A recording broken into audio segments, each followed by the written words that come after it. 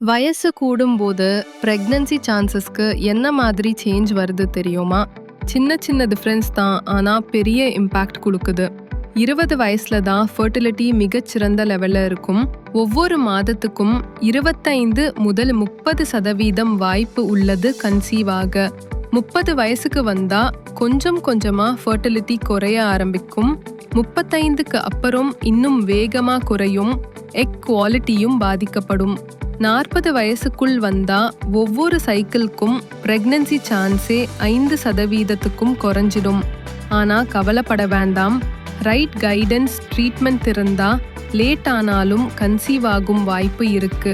வயசு இம்பார்ட்டன்ட் தான், ஆனா சரியான கேர் இருந்தா வாய்ப்பு இன்னும் உண்டு.